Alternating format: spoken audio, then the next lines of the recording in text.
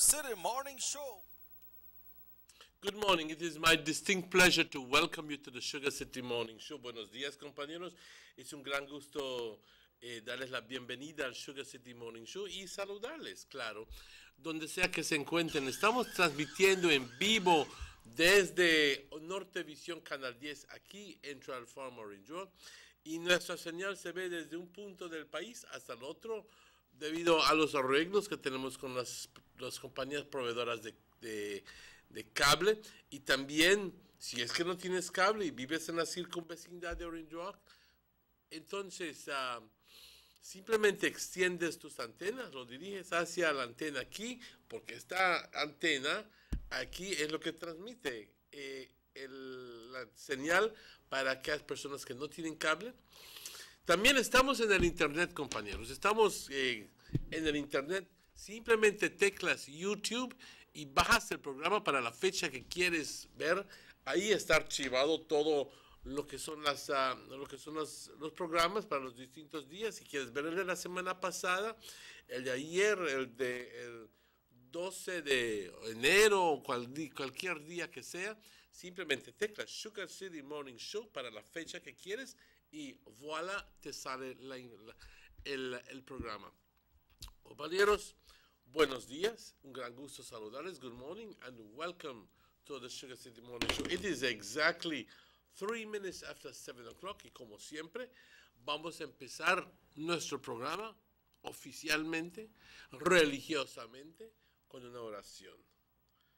Padre, te damos las gracias por todas tus bendiciones. Hoy estamos vivos, hoy sucedió el milagro de que nos diste la vida, nos diste la capacidad de abrir los ojos y de vivir, sentir, tomar, caminar, platicar, de vivir, Padre. Muchas gracias por esto. Te pido que nos continúes dando salud y fuerzas para venir a chambear por nuestro dinero. Gracias, Padre. Hoy te pido que nos des serenidad, Padre, para aceptar las cosas que no podemos cambiar. Porque muchas veces nos empeñamos en cambiar el punto de vista de otra persona, su forma de ser de otra persona. También, Padre, y esa persona quizás nunca cambie. Dándonos valor para hacer lo que sí podemos hacer, para hacer los cambios cuando sí podemos ver que lo podemos hacer, cuando es necesario ese cambio. Pero, Padre, te pido sabiduría para diferenciar entre uno y el otro, entre aquellas personas que no quieren cambiar, aquellas circunstancias que no se pueden cambiar y las circunstancias que sí se pueden cambiar. Padre, te pido que, como siempre, ayudes sanes a los enfermos, a los ancianos, a los niños desamparados que andan por las calles con hambre. Te pido, como siempre, Padre, para los enfermos, cúralos. Y para todos nosotros, Padre, que tengamos un bonito día. Te bendecimos, te glorificamos. Siempre. Amén. Good morning again. If you've just joined us, it is 5 minutes after 7 o'clock, and this is the general weather forecast. And this morning, I may not be right. I may be wrong, but this morning I felt a little nip in the air. At about maybe 5:15, 5:20, when I woke up, I go like, now where it go on here? My windows are wide open, and I felt a little chill in the air. It's not as if it was cold or nothing like that, but it was just cool. And I noticed yesterday in television that there's a big snowstorm in the state, so perhaps we're getting some sort of remnants. But let's see what the forecast says. The general situation, fair and warm weather prevails. Well, yes, it's going to be warm today. Sunny today and partly cloudy tonight. Showers, if any, will be isolated. The winds blowing from the east at 10 to 20 knots. The sea stays choppy. The temperatures along the coast, 87 degrees as a max, 80 degrees as a minimum. Inland, 93 degrees as a max and 73 degrees as a low. I can tell you one thing, that this morning the temperature was definitely not 73 degrees. It was much lower than that. Then the hills, 82 degrees Fahrenheit and 68 degrees as a low. It was more like maybe 69, 70 degrees. There are no advisories or warnings in place. The outlook for Saturday and Saturday night is for warm and dry conditions to prevail. So, no rain is forecasted for today or for tomorrow. A high tide this morning at 31 minutes after 8, a low tide at 20 minutes before 3. This afternoon, a second high tide at 16 minutes before 9 tonight, and the second low tide tomorrow morning at 3:01 in the wee hours of the morning. The sun rose this morning at 22 minutes before 6, and the sun sets today at 8 minutes after 6. The moon sets today at 13 minutes after 4. This is this afternoon. And the moon rises tomorrow morning at 14 minutes before 5 tomorrow morning. Thank you, Francisca Wellington, for this information. I noticed that the up and post my web from 26 minutes after 5. And that is very typical of her. Thank you, Francisca. And thank you all the other people working at the Met Service, because this is not just a one-man show. This is a group of people who work together and compile information, and Francisca is the one who puts it on. But she has to be there to put it on the web. Thank you very much. Buenos días, compañeros. Es un gran gusto saludarles. Hoy es el 13 de abril. Si estás cumpliendo años, tomo tiempo aparte para enviarte los mejores saludos. Si estás celebrando aniversarios, igualmente. Y lo que estés celebrando, si es que tienes ganas de hacerte una pachanga hoy, por simple razón de que estás vivo, tienes todo el derecho de hacerlo. ¿Quién te puede parar finalmente? Pero recordando simplemente que todo a su medida. Todo a su medida. Y eso es clave. Hoy tendremos buen tiempo y también algo caluroso. Estas son las condiciones que persisten, así que hoy estará bastante soleado, parcialmente nublado por la noche. Si es que vemos chubascos, completamente aislados. Es más, aislado quiere decir uno aquí, uno allá, esparcidos. ¿Okay? Y no es como si viniera en un torrente de lluvia, no ese tipo de cosas. Todavía no hemos llegado a julio y agosto para tener ese tiempo, ese tipo de condiciones. El estado del mar, agitado. Temperaturas por la costa, 87 grados como una máxima, 80 como una mínima. En el interior del país, 93 grados como una máxima y 73 como una mínima. Y por las colinas, 82 grados como una máxima y 68 como una mínima. Hice comentarios hace ratos en inglés de que hoy por la mañana, como a las 5:15, 5:30, cuando me desperté, sentí que estaba un aire bastante fresco entrando por la ventana. Y definitivamente fue más bajo que 73 grados. Pues es obvio que por donde está localizado el pueblo de Orange Walk,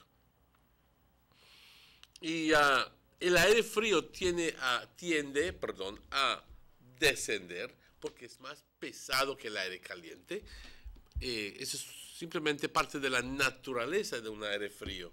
¿Ok? Es más pesado. Y no sé, pero hay un sistema de alta presión sobre la porción sur de los Estados Unidos. Me imagino que algo de eso estará viniendo por aquí, pero al final del día las condiciones climáticas, es más, el sol y el calor que pervade sobre el resto del día es lo que hace las noticias. Esta mañana estuvo algo fresquecito, pero fácilmente se cancela todo eso porque el calor va a llegar hasta 93 grados. Hoy estamos en abril, nos falta llegar a mayo. Cuando suele llegar hasta 98. Pero como lo bueno de estos meses es de que, aunque tenemos las temperaturas altas, pues tenemos una humedad relativa bastante baja, no por decir bajo, pero menos que los otros meses de agosto y septiembre, cuando hace calor, pero te sientes tan incómodo porque pues en realidad estás sudando. La humedad es lo que te hace sentir bastante incómodo. No hay advertencias en lugar a este momento. Se espera que mañana sábado y sábado por la noche tengamos condiciones secas y calurosas. Una marea alta hoy por la mañana a las 8:31, una baja a las 2:40 por la tarde, una segunda marea alta hoy por la noche a las 8:44 y una segunda marea baja a las 3 de la mañana con 1 minuto. El sol salió hoy a las 5:38, se oculta a las 6:08 minutos hoy por la tarde y luego la luna se oculta hoy a las 13 minutos luego de las 4. Wow, ¿qué decía yo? 3 minutos luego de las 4 por la tarde. Mañana la luna sale a las 4:46 por la mañana. Muchas gracias, Francisca Wellington, por esta información y también agradeciéndole a todas las personas que hoy por la tarde van a entrar a su trabajo y van a estar su trabajo todo el fin de semana. Hay personas que entran viernes y no salen hasta sábado por la noche. Y hay que reconocer el empeño de estas personas, que el esfuerzo de estas personas para hacer su trabajo. Cuando nosotros estamos durmiendo, ellos están chambeando. Hay que reconocerlo. Hay que darle las gracias. Doctores, enfermeras, aquellas personas asistiendo en los hospitales, porque no solo se trata de doctores y enfermeras, sino de muchas otras personas que están laborando en los hospitales. También los agentes de migración, que pues a la hora que entres al país están ahí para atenderte. Los agentes de aduanas, también los agentes de seguridad, los policías. No olvidemos los policías, los soldados que siempre están al pie de la letra, al Cristo, como decía mi mamá. También hay muchas otras personas, los trabajadores de las fábricas, los agentes de seguridad, que tienen que continuar el trabajo, compañeros, y hay que reconocer el trabajo de esta gente, no hacerlo de menos, enteritamente. Si cumples años, que la pases muy bien. Si ellos votan no son inteligentes, simplemente quiero decir que nosotros tenemos que estar siempre demostrándole al mundo y a todos los demás países que nos están mirando que estamos dispuestos para terminar este asunto, este diferendo entre Belice y Guatemala. Compañeros, vamos a una pausa. Síntomas visuales para determinar la madurez de la caña de azúcar son: las hojas se vuelven amarillas y se secan. Se reduce el número de hojas activas a 5 hojas o a menos. Los entrenudos de la parte superior se acortan. En algunas variedades tempraneras, la floración es un indicador de madurez. Midiendo el Brix del tallo para calcular el índice de madurez, es decir, para asegurar si la caña ya está madura. El Brix del jugo en la caña de azúcar tiende a equilibrarse a lo largo del tallo, una vez que llega a su madurez fisiológica. Con un refractómetro de mano se toma la muestra. El Brix superior se toma en el entrenudo que corresponde a la hoja más 7, y el Brix inferior se toma en el segundo entrenudo sobre la superficie del suelo. El índice de madurez es la relación entre el Brix superior y el inferior expresado en porcentaje.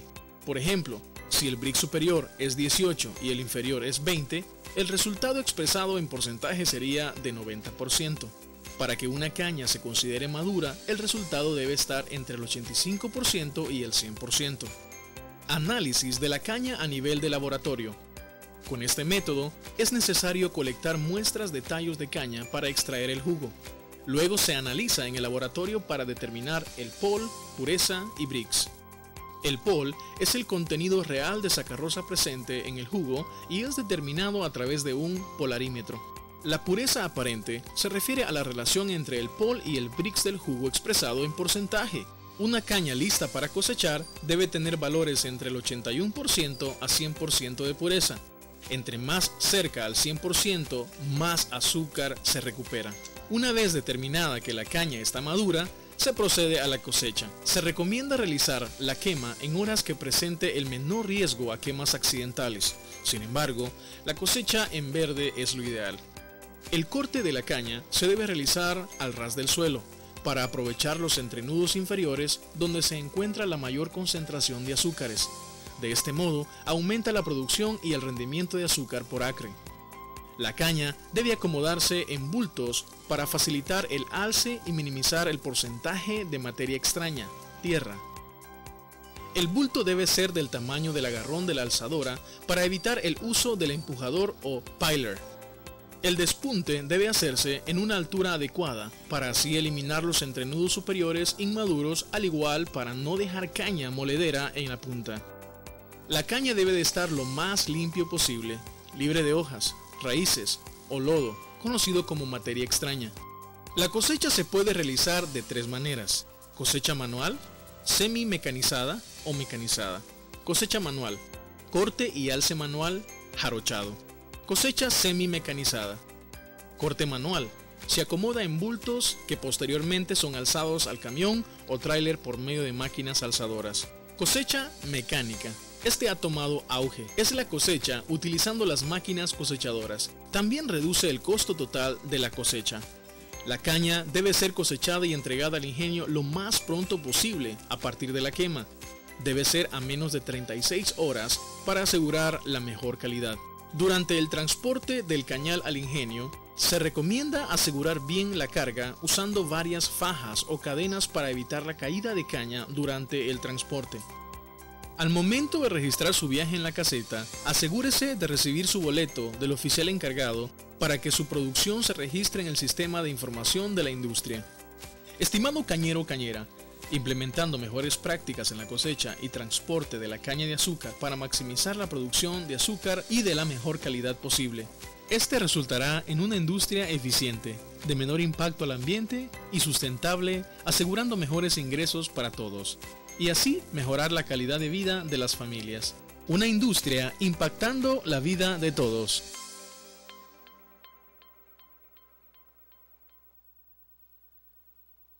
You have an 8-cylinder powerful engine disguised as an aluminum alloy that spins at 8,000 revolutions per minute. Goes like this. You think it's a turbo? No, with a cleaning of injectors and a change of oil, you will run more efficient, my friend. For those who understand the engine like it talks to you, we speak machine. Rush France, making the world function. Authorized agent, German Vega & Sons. Telephone number 322-3625. Email germanvega@btl.net.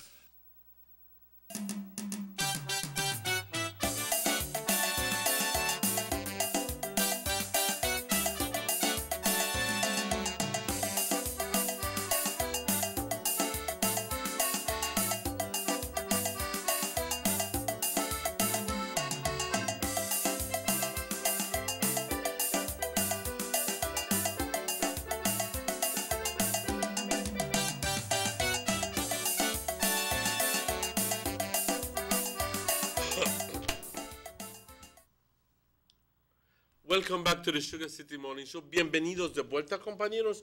Las 7:22. Un gran gusto saludarles y también vamos a hablar en inglés ahora.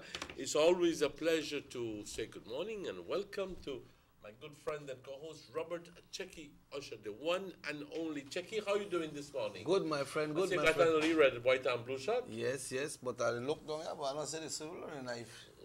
We got on. Today what? I don't know what you're talking about. You're supposed to bring the swivel and the knife. You know what you use that for? No. Maurice got fish. Use that to scrape the fish. And today what? Today Friday. Friday we fry the fish. No, I already bought my fish. Thank you very much. All right. Maurice say a lie. Well, he could say anything when he Maurice want. say you're live because he follow you for cover your house this man. Oh, really? You see where you're Oh, really? You see when we get a swivel. See if you may jump somebody fence. Or you may behave. Or you may walk with a knife on the street. Good morning, Chucky. By Friday the 13th, this that one time I used to show them a lot of movie for Jason, you remember? The Friday the 13th movie way back. Friday the 13th. And there's a lot of superstition surrounding the whole Friday issue and then the 13th issue as well. You know, there are hotels where there is no 13th. You know got room 13? Well, I wouldn't say that there is not a 13th floor, but it's not labeled as a 13th floor. Because if you're going to 15, it has to be a 13th floor. It's just that it's not labeled as label 13. yeah. From 12, we got a 14, Yeah. and then 15. You follow? Yes, yes. And it's one of those things, man. Yes. But Miley, I like to mess around sometimes with the astrology things. My astrologist tell me that 13 is one of my lucky number. As a matter of fact, he told me 9, 4, and 13. And 13, you take on front way or back way. That was maybe last year. And you know what play for prize jackpot? 9431. That very Sunday. 943. And I did not buy it. You never buy. A ball. You ball? Yes, I ball. You serious? A ball. Why? You dangerous. Mm-hmm. Well, pa, and thing what happened night before, I understand that someone at work at a media house in Belize City was shot to death, no? In the 37-year-old Marcia Downs. She was fatally shot at her grandmother's house on Handyside Street in Belize City. And there's police are saying that she was gunned down at the gate, while residents are saying that it happened on the veranda. But what is peculiar about this situation is because they say that her boyfriend called her or text her, but some kind of communication, and say that they could look for her, they could say her something.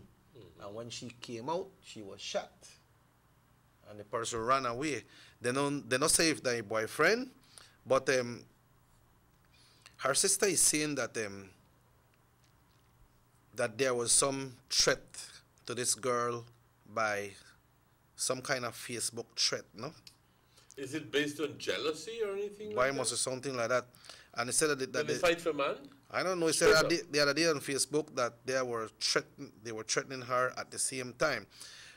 But I wonder if when tiny people, then the things will come up on Facebook, if they could retract and see where these messages were coming from. You know? I think that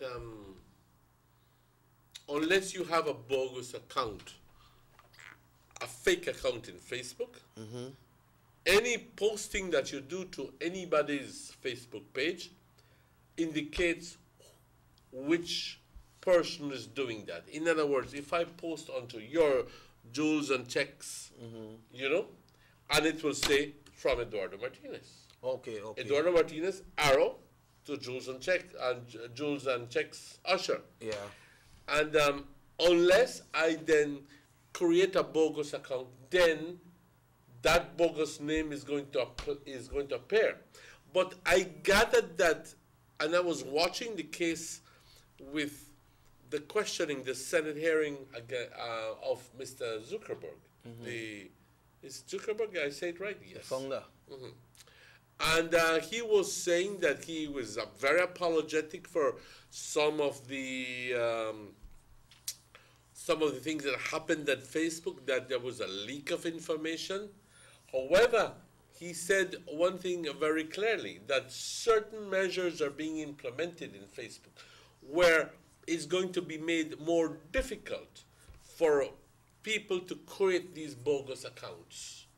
Okay. I don't know what measures they're going to put in place, but I do believe that it has to do something with the security, the identity. You might have to to do a picture or something, I don't know. No voy a meter ahí. But it's going to be, it is imperative these days Yeah.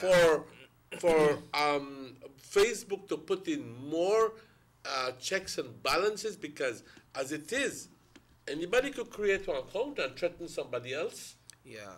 and that's not right. Yeah, that's wrong. Kind of got some Benito Juarez, they got some WWXY 8917. You know? All of that? Yes, they got a lot of Facebook pages like that, you know. When I see there, I open myself, because I don't know the who. So I know they deal with that.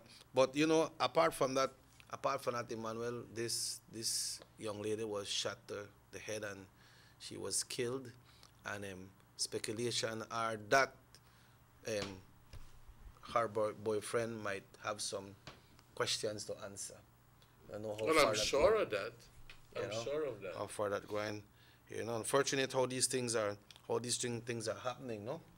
But it happened, but this is not gang related. You understand? So far they feel the gang related thing cooling down a little bit, no? Well, thank God, no? Yeah, I could just hope that that will continue that way. But you know, Emmanuel, a lot of people they have this speculation about this referendum thing, because we know that 2 days from today, Guatemalans will be going to the polls to vote. Yeah, right. If you But, know change. just before we go into that referendum thing, is there any update on this, on the scandal with the Belize City mayor? No, but I don't hear nothing else about him. I don't really hear nothing else about him. So the barbarians, they must be gone clear. Oh, that's what that's what he called them? That's what he referred to them. They are the barbarians. What that mean when somebody said that? Well, you know, there's a place called the Barbary Coast, and people who are barbarians come from the Barbary Coast, but they were notably very bad people. So you do your own conjecture. Yeah.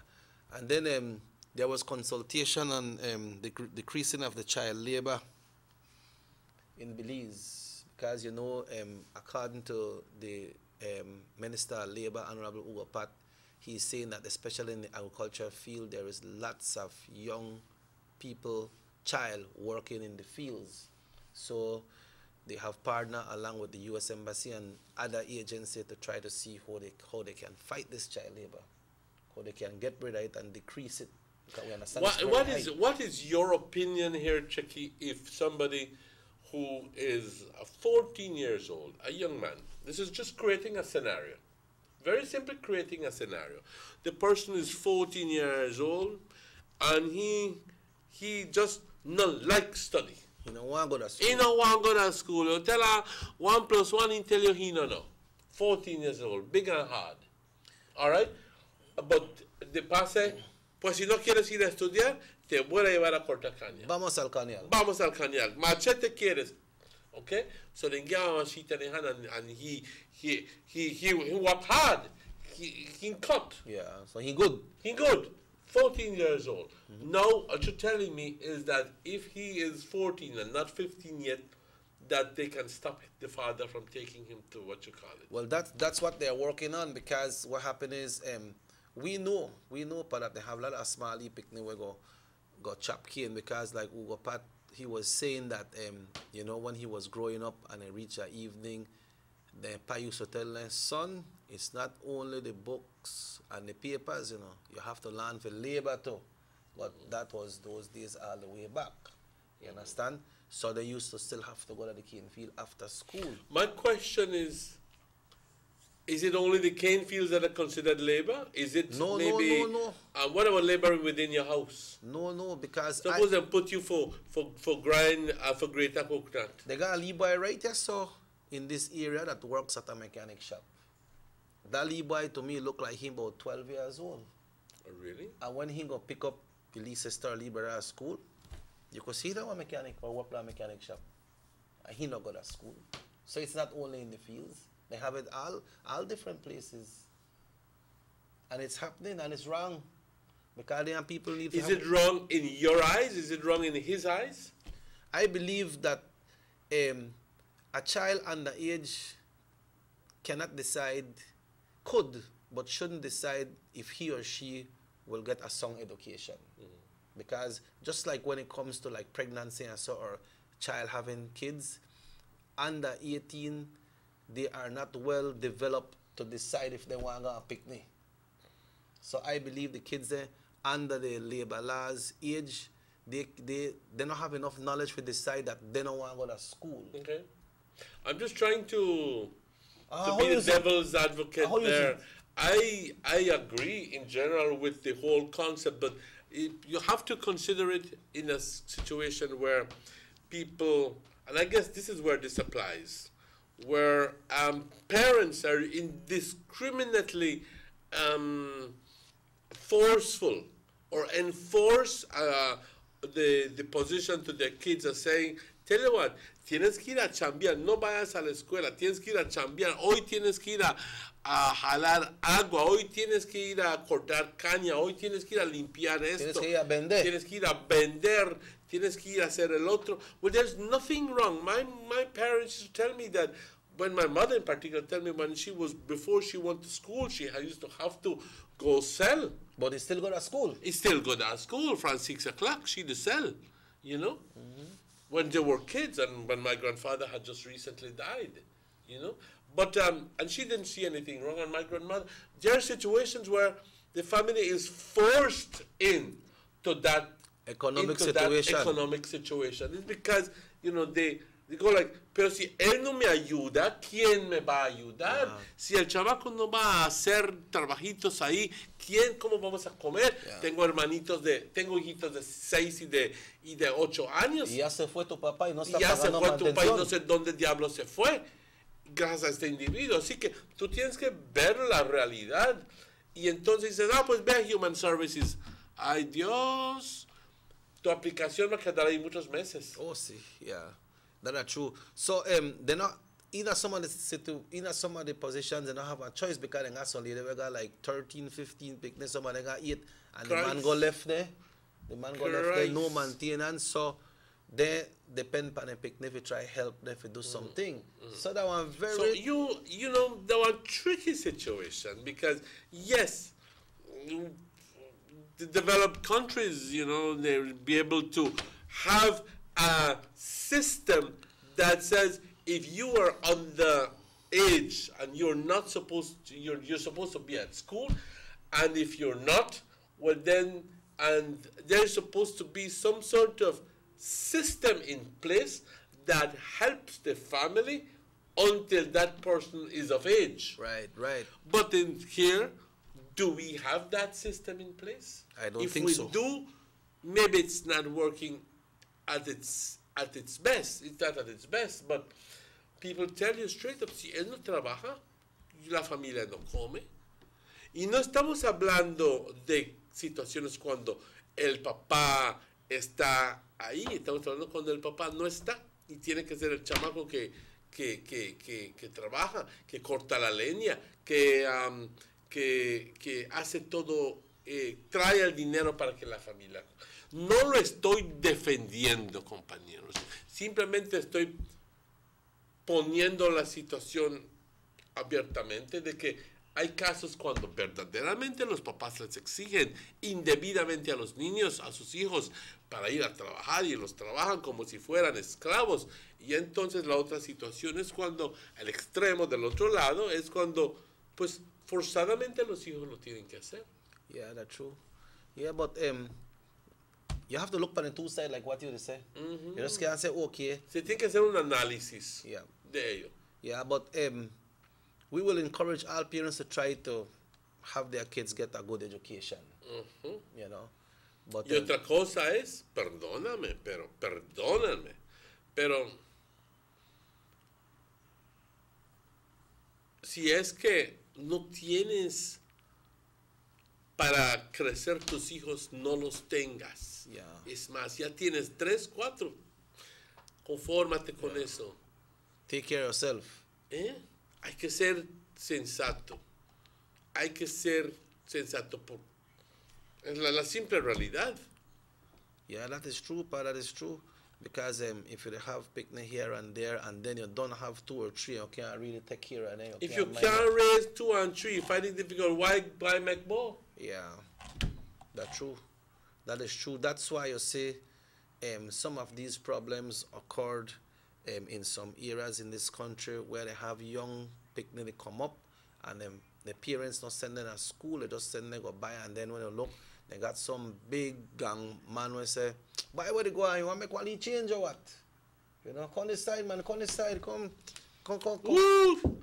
get something to eat." That's right. You know, and if I right, then it starts spreading and out. The guy get a big, and the young boy I get Yes. big. I said, this is wonderful. Yeah, this thing good, I have man. never been treated like this before. Correct. You know how long I want bling.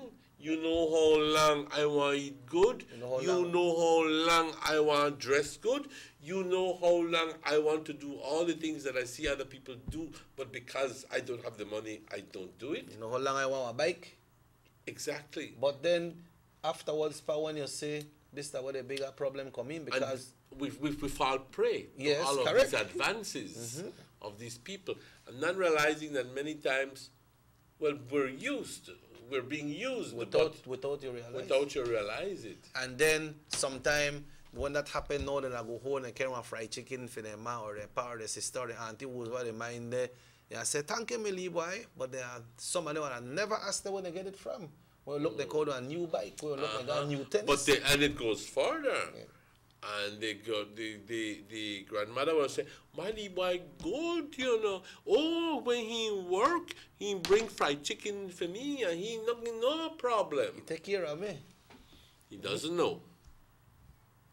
He or she doesn't know what is going on behind the scenes.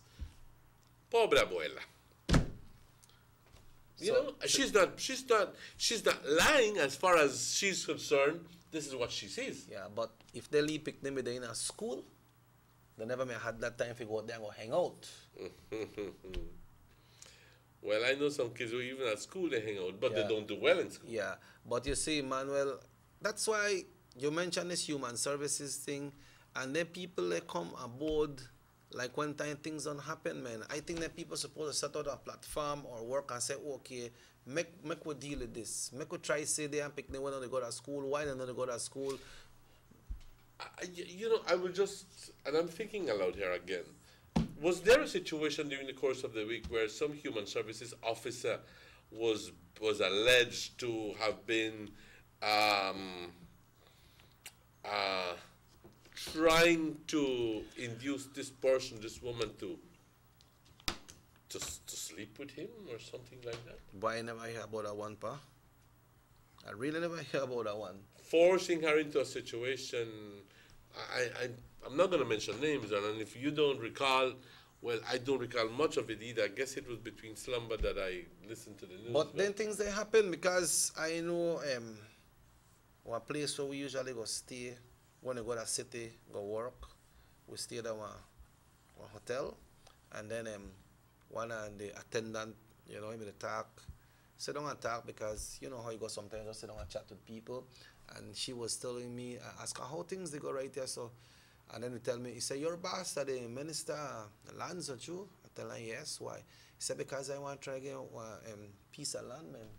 I tell him, "But you have to get a recommendation for your area representative." He said, "I don't talk to him. I know what he tell me. Meet me after 7 tonight." Serious? And I tell you what he tell me for meet him. He said, "But meet me after 7 tonight." So that thing where they talk about that human services, I know they talk about the Honorable Gaspar Vega, and I talk about representative. Well, I don't know where area I live in, I believe, because I never ask her. You understand? Meet me after 7. Well, I'm hoping that he's referring to the fact that he comes in from wherever he comes in at 6:30, and but the place where and is available for chat after 7 o'clock, after he done had the tea. Yeah. But let's hope that is the situation. Yeah, so maybe that thing where they tell me about a human service person, it could probably be true, but we're not touch upon it because we don't got a lot of info about it, no? No, but then no. things that happen. They do happen. They do happen. Let's take a break, 7:43, and we'll be back with more. And ladies and gentlemen, las 7:43, vamos a una pausa, pero estaremos de vuelta con ustedes.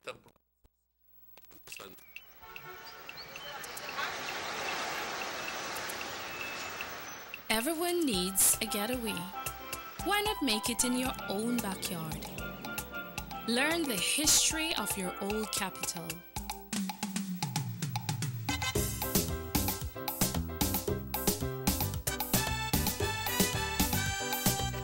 Or venture out on a road trip to experience the village life and be captivated by nature's wildlife, culture, and food.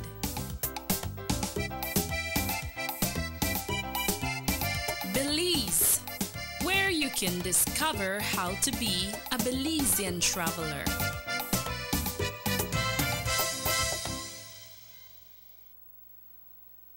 Maintaining steadiness, consolidating stability, advancing growth. In the Capital 3 budget, provisions of over 43 million have been made to finance the following key infrastructure projects. Continuation of the upgrading of the Hummingbird Highway, $11 million. Continuation of the Belize Southside Poverty Alleviation Project, $4 million. Commencement of work on the upgrading of new sections of the George Price Highway, including the construction of a new double-lane bridge at Roaring Creek, $13 million. Commencement of work on the upgrading of a new section of the Philip Golson Highway, $5 million. Commencement of work on the new Airport Link Road, joining the access road to the PGIA, joining that with the Western Highway, $3 million. Commencement of work on the new Hallover Bridge, $3 million. And commencement of work on phase 1 of the Caracol Road project, $4 million. In addition, provision of $9.5 million has also been made for projects in the education and health sectors and towards our vaunted poverty alleviation programs. Mr. Speaker, I should point out that as we have done in all the years since taking office, we will again be financing our capital program wholly from concessional sources provided by our international development partners. We will not be borrowing any funds on commercial terms. These are the investments that will continue the transformation and continue to bring the jobs to lower even more the unemployment rate and lift lives and the economy. The government of Belize, moving Belize forward. Before we signed up for DigiNet, things at home were a bit... Mom, Kata's hugging up the internet.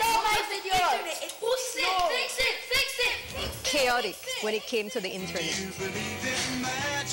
But since we signed up for DigiNet, fiber optic internet for your home, everything has been going awesome.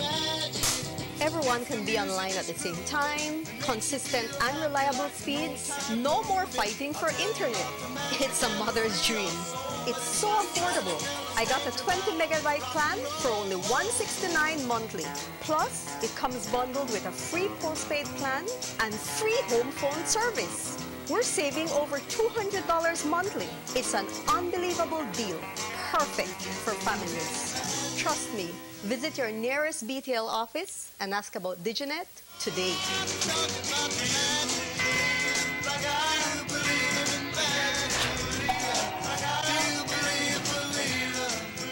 Now available in San Pedro, Northside Belize City, Ladyville, and Belmopan. Coming soon to Orange Walk. Give me the real milk, the #1 milk, Dano milk, then of Dano milk. You can whip its cream, but Dano milk it is real, yes, Dano milk, then of Dano milk.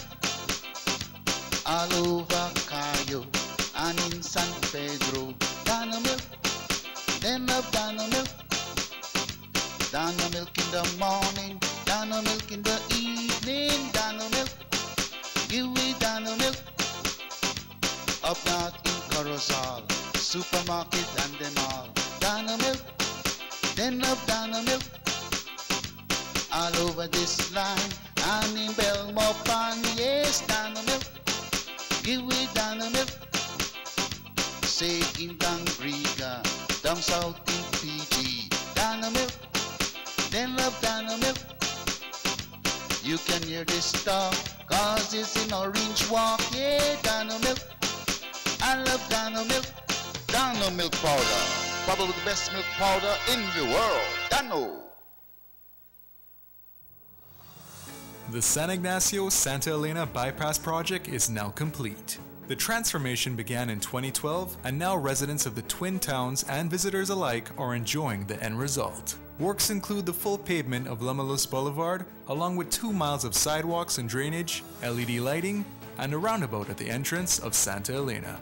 The Twin Towns now boast the longest and widest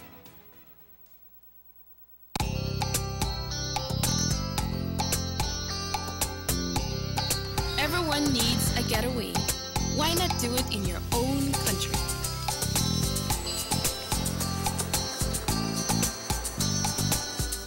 Sun, fun, and relaxation are just a short distance away.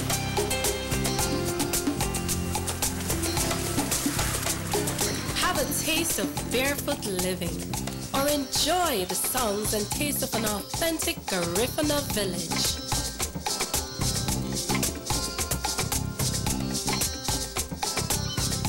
Allow yourself to be swept away by Southern hospitality and living. Escape the hectic world and enjoy a beautiful sunset. Belize, where you can discover how to be a Belizean traveler. They see you and know you're living. Always a star. Yes, you live in color to the limit. Large and in charge. Yes, that's why you rock with Buster. Refreshing range of colorful flavors. Always a star, never the audience. You run things, things never run you. Yes, you are the life of it, not just a part of it. Your life is never black and white. Live in full color. Buster.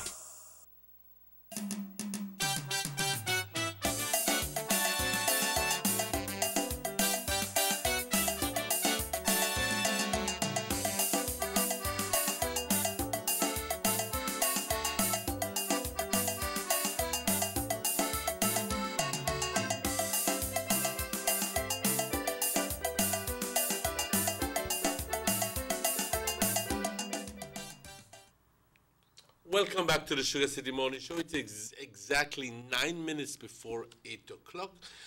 Bienvenidos de vuelta, compañeros. Son las 9 de la mañana. Las 8 menos 9 minutos. Perdón.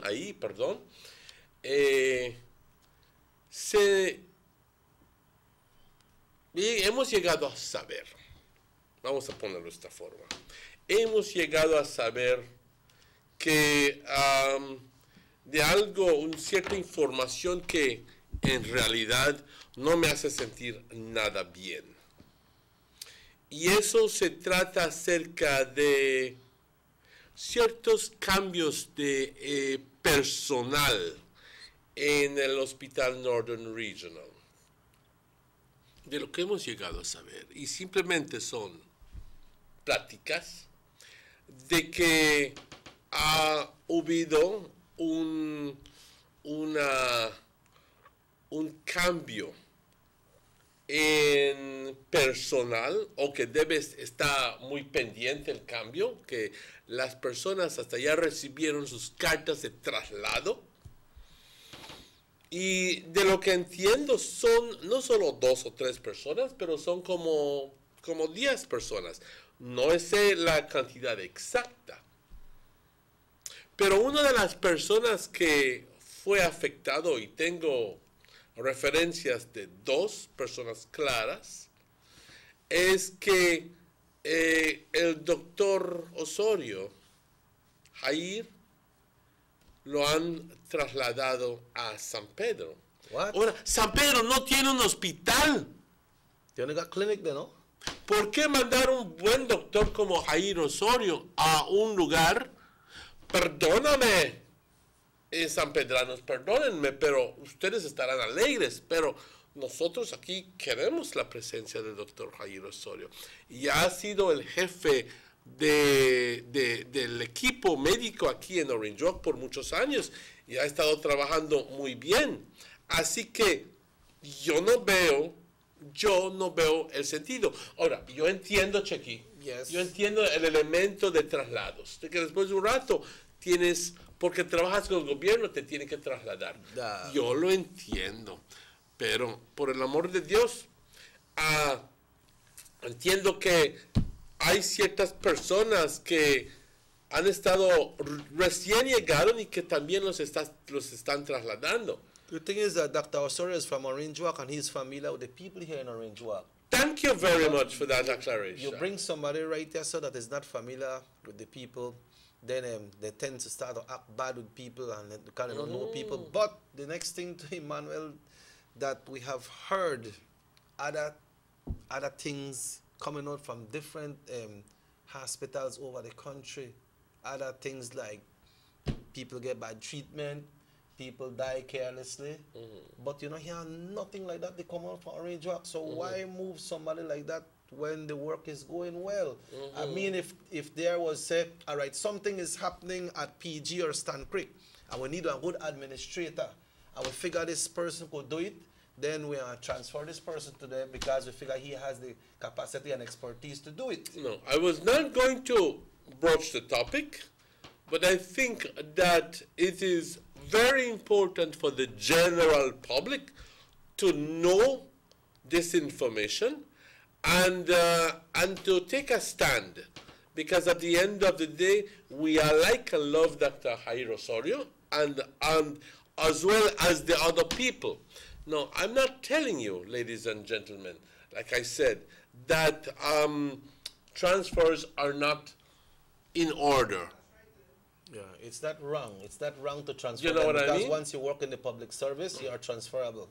Exactly. Right? You are transferable. But if somebody has been doing a damn good job on there, and like you mentioned, he is from Orange Walk. He's familiar with the community. He's familiar. And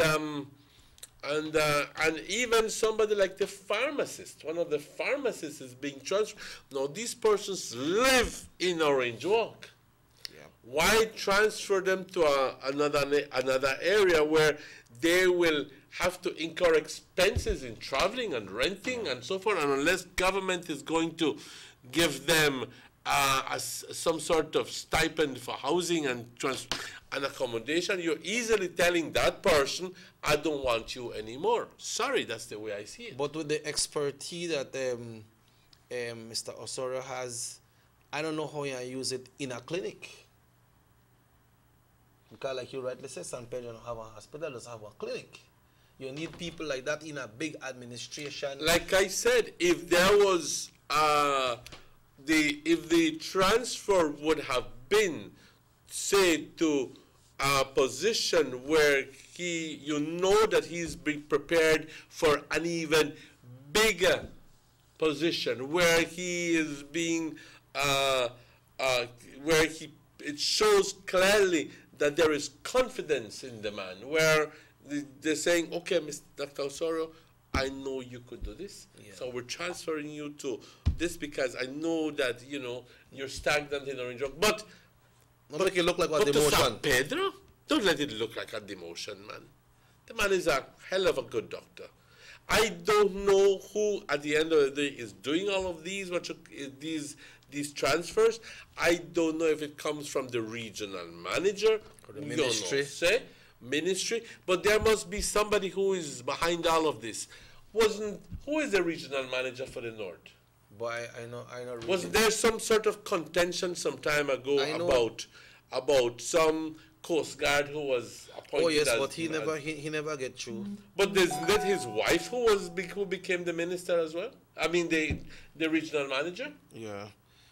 He said, yes, Mr. Martinez. Government do mistakes removing good doctors from their posts. People love Dr. Osorio. He is very caring for our old people as well. Exactly my point, and I'd like to invite you to share, because right now, I'll be honest with you, people are beginning to know about this information, and I would like to see some sort of resistance from the Orange Walk community. Some sort of said, tell you what, no, we want him to stay right here. That's what I would like to see. Open your mouths. He said it was over Facebook 2 weeks ago that Dr. Osorio is not the problem. It's the nurses. That's what somebody said. But then it's not the nurses. Well, we're talking about the transfer of Dr. Osorio. But remember, Facebook, that does people's opinion, you know. When people write something on Facebook, that does for their opinion and what they figure out, right? I gather even some of the senior nurses are being transferred. What? Yes, infection control and a number of other people. No, I haven't spoken to anybody from within the hospital. That's just somebody who came to shush. But this person is as good as gold. Yeah. Is as good as gold. So I'm a reliable shush. Reliable shush. Straight up, I'm telling you. So we're questioning what is the reasoning behind this? Is it some sort of castigation? I hope not. Is it everything is relative to the transfers that are happening? But when you see it like that, Emmanuel, when you see it like that, brother, let's say that right now San Pedro was so blessed and they'll be opening a big-time hospital in San Pedro. Thank you. We need Dr. Osorio Fikone. It's not saying anything against San Pedro, but you said that is where he's transferred to. Let's say a big institution will open and say we need somebody like Dr. Osorio Fikone man this place. But somebody with a big capacity and knows so much, yeah, just got them a clinic. My point exactly. On another note, Emmanuel, this one came from, I believe it's from the East area. It says, good morning. Ministry of Education once came to Louisiana Government School and called the attention to the administration of having more than one rag day for the month. There should only end of month rag day. Today, children have a back to school rag day and they are charging $1. Back to school, what, 2 weeks ago? Back to school was... Aren't rag days used as a form of raising funds? Raising funds for what? For the school? I don't think so. When I got rag day, I'll tell you what rag day is for. I say, we're having a rag day Friday, bap, bap. But you have to pay $1. You have to pay $1, yes. But if you're not going in a rag, you don't have to pay. If you're going in a uniform, but you pay for putting your rags. They call it rags. But what happened is that I remember one time at the Trial Farm School, they had a rag day for some parent that their kid was sick. And that was good. But then when they call for rag day, I don't know what I'm going to use for because they don't really say, okay, we're having a rag day, but you see this stuff on a monthly basis. No, they have one back to school one. Back to school rag day. I don't know don't know much about this subject to share any sort of opinion there, but I would venture to say that the rag days are being implemented as a source of fundraising. That's what I believe it is. And I'll be honest with you, if it comes from as a shout from the students themselves, to dress up, to dress up in their normal attire, and to dispose themselves of all the uniforms, I don't know. I think that I don't think that's it. It comes very simply as a form of raising funds because authority is authority is authority is authority. So at the end of the day, they tell you, you can't, you just can't. But if they're permitting you to do that, there must be a reason for you to do that because very simply is to raise funds. Yeah, and when I go to our next meeting, I'll find out, I will ask the question, what are the funds for the rag they use for? But this person that sent this text out there, if you know what the money are used for, then please give us a text. So what is this person's contention? What is this person's contention is that rag day is supposed to be, the ministry went to the school, at Louisiana School. I believe they were aware that there was more than one rag day done for the month. So they went there to call the attention and say, you can only have one rag day for the month. And it should be the ending of the month. But now then they have a rag day today. and they're having it back to school. It's back to school rag day. Today is just the 13th. And they're having I understand. So, well, tell you what, if you don't believe in the rag day, just send your picnic in a normal uniform. They can't do anything about it. Yeah, but if it's to raise funds for the school and you see that it is something legitimate, well, let's support the school as well, right? But then sometimes some people, they got some people can't pay that dollar, you know, pa. Because just like how we talked earlier about that child labor thing and so, sometimes people have to use that dollar for buying 4 eggs. Well, to cook up the morning, send your picnic in a uniform. Make they can't beat you. Yeah. No, it's not mandate that they do it. Right? It's not mandatory. Yeah, so you do it if you can afford it. But then we still, they ask the question and need to know what are these funds used for when they have these rag days. Probably the school must need something that is school.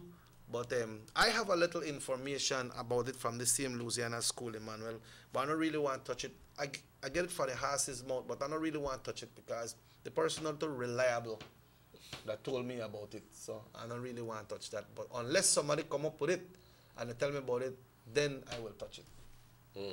Right? But we're moving on, 5 minutes after 8 o'clock. I peep outside just now to take one break. Man, and this boulevard out there really, really busy right before 8 o'clock. This is typical of San Lorenzo Road. You know that we have 2 large high schools, well, high schools, but centers for learning in this area, the larger one being ITVET. And then you have Bishop Martin High School here. So the amount of students is way close to 1,000. Yeah, then we have students from the San Lorenzo Housing site going into town. Exactly. To go to school as well. We have workers. Exactly. So it's really busy, and it's a nice scene when you go out there. It reminds you of one time you used to, I remember when I used to go to the U.S. Embassy that Belize go apply for your visa. I think it's St. Catherine's that is adjacent to the, you used to see how that place so busy that morning time. That's the way this boulevard look in this area. You know, and I see people who drive very careful coming to school in the morning time, Emmanuel. So we have to commend them for that as well, no? Yes, yes. But putting everything aside, I think that vamos a dedicar el resto. We're going to hopefully dedicate the rest of the show and inform and educate, try to educate the public more about the Guatemala's territorial claim to Belize. And para el beneficio de las personas que no estuvieron escuchando ayer por la mañana, y si se dan cuenta que la gran mayoría de estaciones de televisión y de radio le están dando cobertura a este tema simplemente por la relevancia que de los acontecimientos. Guatemala está entre 2 días, va a tener su voto popular, es más, su referéndum. Si es que al final del día van a ir a votar si le están permitiendo al gobierno llevar el asunto a la Corte Internacional de Justicia. Ahora, debemos aclarar tantito. La Corte Internacional de Justicia es la máxima autoridad cuando se trata de resolver casos como estos. ¿Okay? Pero la Corte Internacional de Justicia siempre va a atender casos cuando 2 países se unen y deciden por sí mismos llevar el caso a la Corte Internacional. Es más, la Corte no va a dar un veredicto si esos países no pidieron que se les dé un veredicto. Así que el asunto es de que primero, siendo países soberanos, siendo países donde existe un sistema de justicia, donde al final del día se le tiene que respetar la soberanía de ese país, antes de que se cometan ellos a llevarle el asunto a la Corte Internacional de Justicia, entonces esos países le tienen que pedir el permiso a la gente. Eso explica, compañeros, por qué el referéndum. ¿Por qué es que en el futuro cercano debemos y vamos a tener que ir a las urnas para darle permiso al gobierno y a las autoridades a que lleven el asunto a la Corte Internacional de Justicia? Pero quiero que explique a la gente bien, porque hay unas personas que andan diciendo que si Belice vaya, va a perder como perdemos de esa cosa de ese hospital en Belice, pero ese es el CCJ, it's not the ICJ, porque unas personas están diciendo que vamos a perder otra vez. Bueno, está bueno que lo menciones, porque déjame decirte de que ICJ is the International Court of Justice, Corte Internacional de Justicia, y no, repito, no se debe de confundir con el CCJ. El CCJ es the Caribbean Court of Justice. Bueno, te dirías, bueno, ¿qué todo es esto? ¿Qué es todo eso? Déjame explicarte. La Corte, el sistema de justicia aquí en Belice, es tal que tenemos Corte a nivel de magisterial, es más, vas a la Corte a llevar un caso civil, un magistrado la atiende y finalmente ahí se le da asistencia a la persona. Luego entonces está la Corte Suprema por casos más serios, y ya luego entonces está la Corte de Apelación, por si las dudas tú no te sientes que te dieron buena atención, o quizás piensas que por lo que la razón que sea, te da una opción de que te escuchan una vez más, ¿ok? Entonces vas al Court of Appeals, que es la Corte de Apelación, donde 3 o 4 jueces escuchan tu situación y van, dicen, ok, mantengo el veredicto de la Corte Suprema, o no mantengo el veredicto de la Corte Suprema, como sea el caso. Pensarías de que ahí termina la cosa, pero anteriormente teníamos una última opción. Teníamos una opción de el Privy Council. Y explico todo esto para que la gente lo ponga en perspectiva. El Privy Council era la corte máxima y suprema para todo lo que es la mancomunidad, el Commonwealth. ¿Ok? Y estaba bajo la reina, por decir. ¿Ok? Antes se refería, the Queen pardoned him. En realidad es el Privy Council, donde ciertos miembros de la Casa Superior, the House of Lords en Inglaterra, se sientan y escuchan este tipo de cosas. Por lo general, los únicos casos que escuchaban, o en su gran mayoría escuchaban, era casos donde se le pedía perdón a ciertos individuos por cometer un acto de, digamos, mató a una persona, homicidio o algo a eso, and they were asking for mercy. Right. Yeah. Okay. Pero lo que sucede es de que luego de muchos años de pertenecer al Privy Council, el país de Belice, junto con otros 3 países caribeños, decidieron de que vamos a romper lazos con el Privy Council y vamos a formar nuestra propia corte regional aquí en el Caribe, y luego se formó the Caribbean Court of Justice.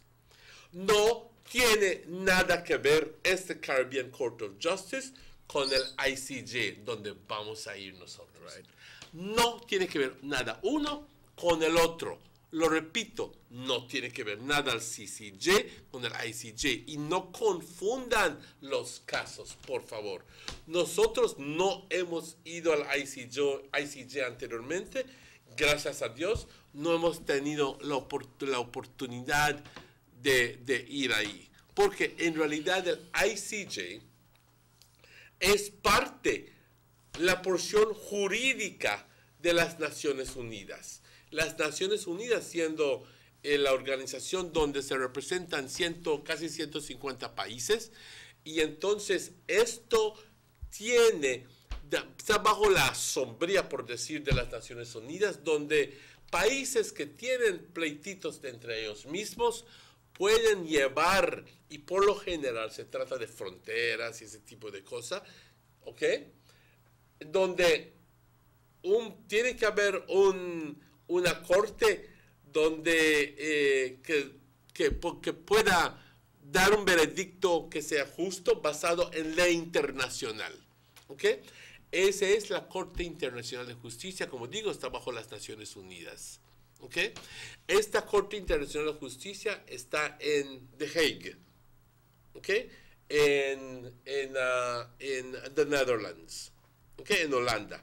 Ahí está la Corte, y muy respetada, la Corte, supremamente respetada, y se considera la Corte máxima. Repito, no se debe confundir con el CCJ. Los CCJ los atiende los asuntos criminales, versus el ICJ trata los asuntos entre países para tratar de resolver problemas. Uno no tiene que ver nada con el otro. Lo repito, no tiene que ver uno con el otro. Ahora, hemos estado hablando aquí acerca de la posición de Belice. Y entonces, una de las cosas que sobresalieron en el curso de los días es de que, ¿pero qué entonces tiene Guatemala? What does Guatemala have that is pushing them to go on to the ICJ? You see, I almost made a mistake just now. Yeah. But what is pushing them? What do they have? Can it be that they know that they're going to lose and they're still going forward? Or can it be that they have some document? Can it be that they are in possession of something that we don't know? Unless we go to the ICJ, then we will know. Yes, but all indications are that they don't have anything. Because history is history. Why are they so optimistic right now for their residents to go this Sunday and vote yes all the way? Yeah, you're putting me in a still situation, but I will be bold enough. I will be bold enough and tell you my opinion. You see, the way I have been informed is that the issue of the Guatemalan claim to Belize has been something that has been ingrained in people's minds from very, very early. They have had over the years a certain propaganda saying Belize es nuestro, Belize es nuestro, Belize es nuestro, and up to recently it has been used as a little something there, a little ploy to try to divert attention and to try to solidify the people of Guatemala. The poverty and how people live and there. Try to solidify the people of Guatemala in union, and try to put them that at least they can decide, they can at least be united in one thing, that they believe that Belize is nuestro. And that's how when the election come up, that's a big thing when they campaign. It is right. So it has been something that has been used, and not a certain thing abused by the very Guatemalan politicians. Every time they want to divert attention or they want to unify the people, they go like, pero vamos a recobrar el país de Belice. La gente dice, yeah, porque ya está metido en la mente de la gente de que Belice es parte. Pues en algunas de las personas, porque la gran mayoría de las personas en la ciudad de Guatemala, o las personas informadas, no quiero decir otra palabra, informadas, te dicen claramente, Belice es Belice, Guatemala es Guatemala, no tenemos nada que ver uno con el otro. Pero cuando ellos mencionan el país de Belice, ya está diciendo una palabra grande, es el país. Sí. ¿Entiendes? Pero resulta de que al final del día, yo pienso de que es suicidio político para cualquier político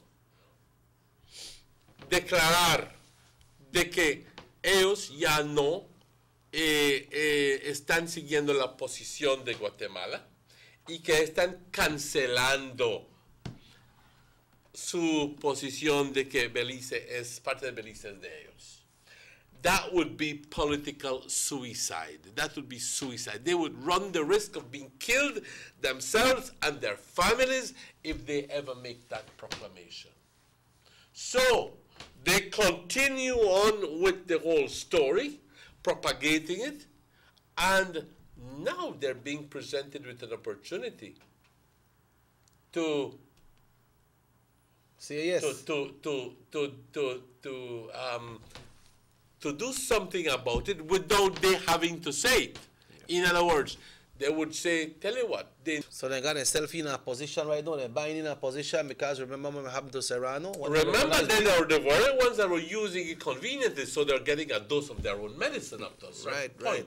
Mm-hmm. But now they're using the ICJ issue so that the judge can say, be the one who says, Guatemala, rest Belize. So they cannot tell their people to vote no.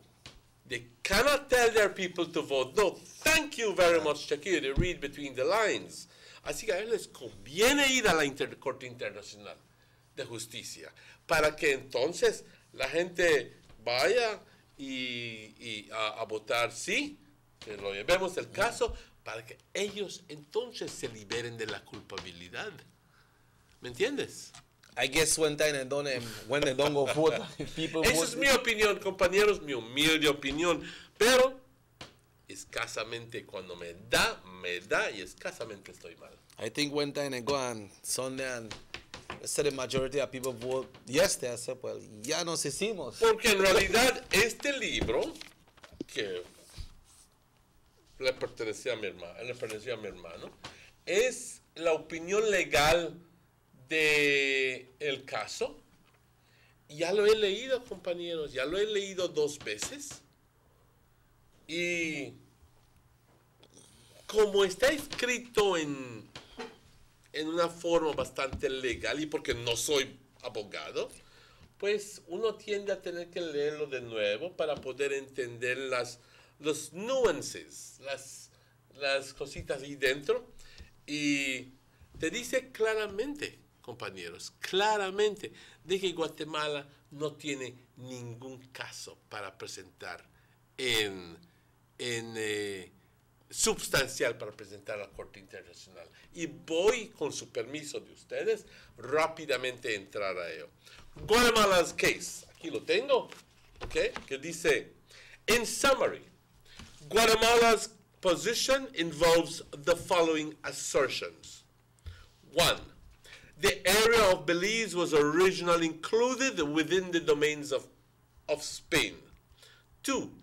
Within those domains, Belize formed part of the province of Verapaz within the Captaincy General of Guatemala. The person yesterday sent in an email, a message. Right. And yes, we were not disputing that. 3.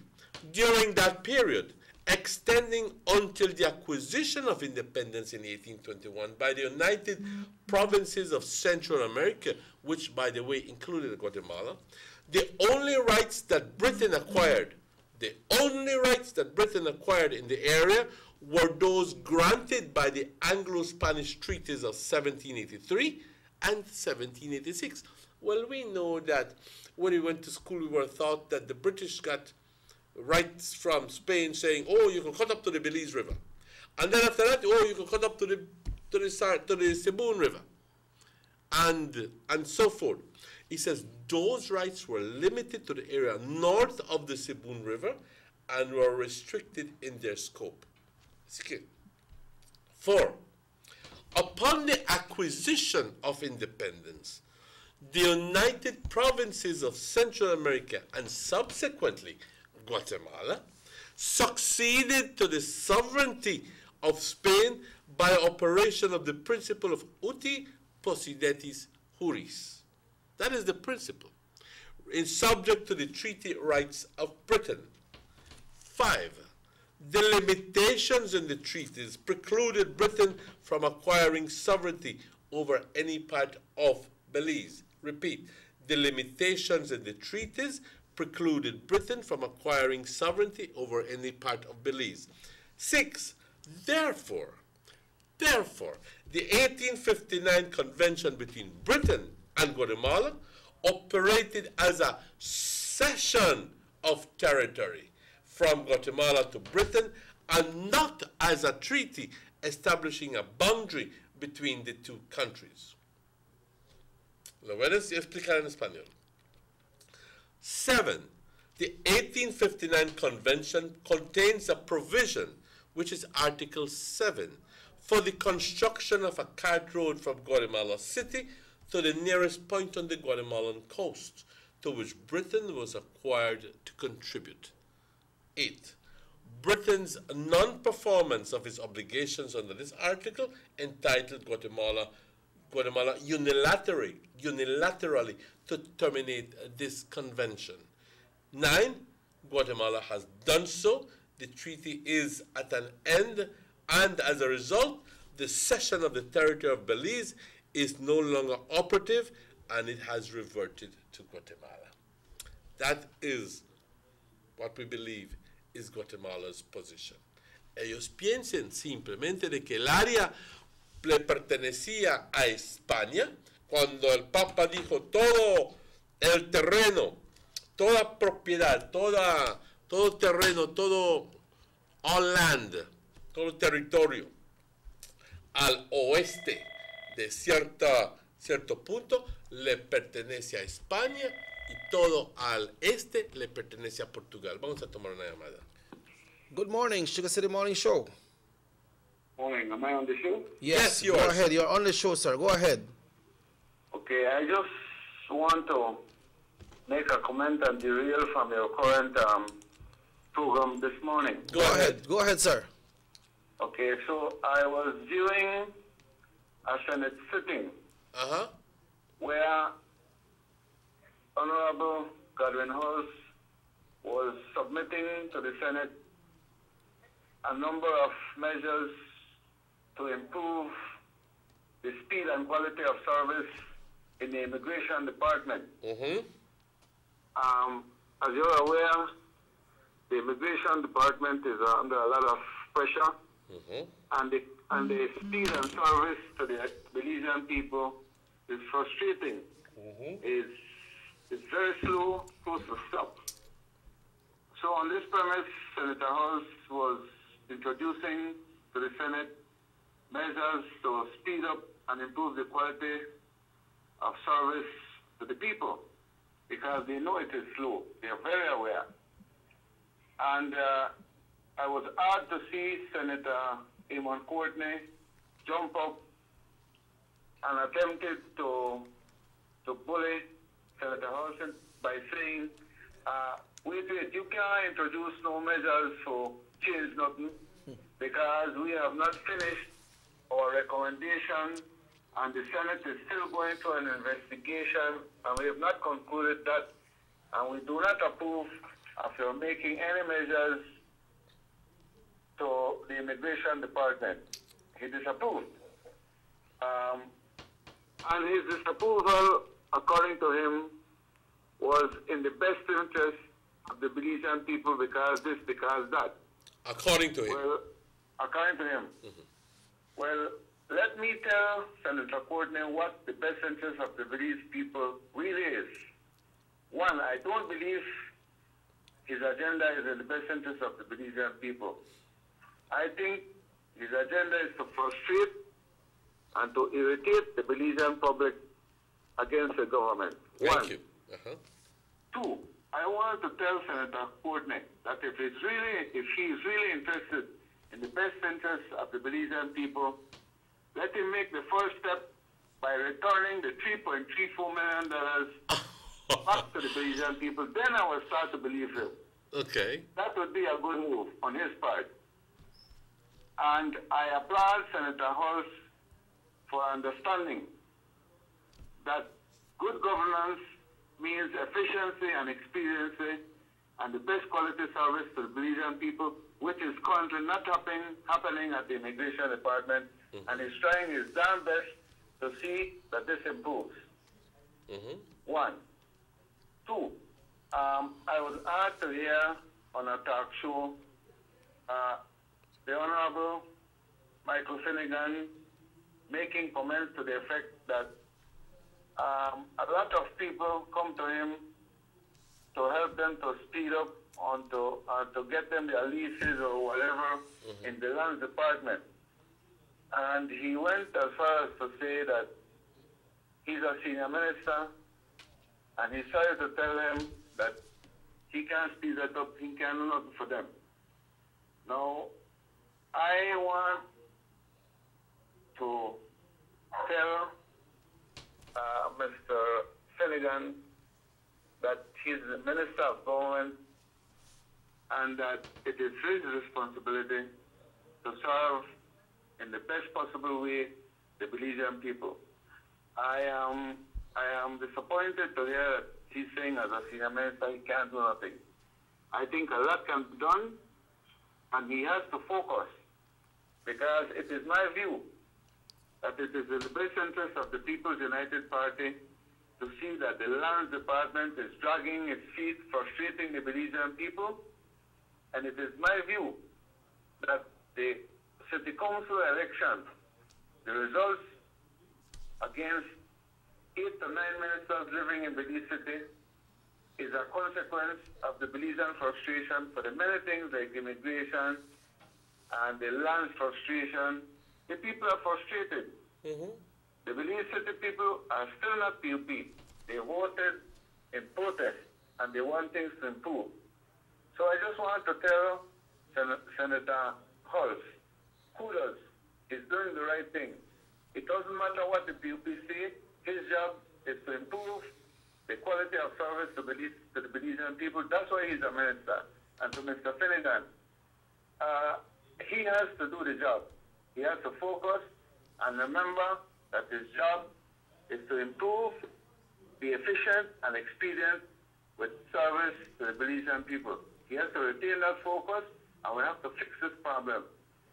It is, I repeat, it is my view that 8 to 9 ministers live in Belize City, and the result of the City Council election was that of frustration and irritation to the Belizean people. One more time, kudos to Senator Hulse. He's doing the right thing. It doesn't matter what Courtney, what Lizaraga, what John Bessani, or what the people say.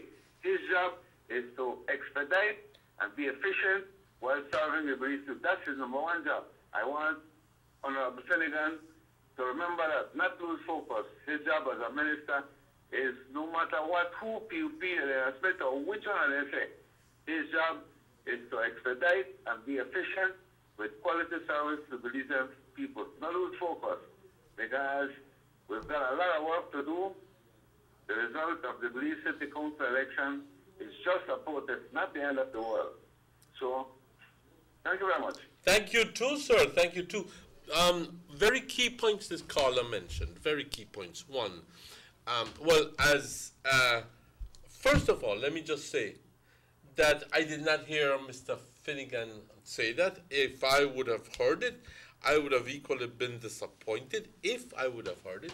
But no make no goes fool your papa. He has been doing that for years and years and years, and he's one of the senior ministers. And please don't tell me that he not done do that before. Yeah. So it must be very simply a tactful way of telling people, no, put me in a one situation where I have to go to the lands department, go beg and beg and beg for you. But believe me, he still does that. He still does that. But this caller needs to be commended, Emmanuel, because the points that he touched, especially when it comes to Belize City, and it could be in other areas as well, that people vote with the frustration. People vote with the frustration. You know, they have six elected representatives for the government in Belize City. 6, and the PUP has 4.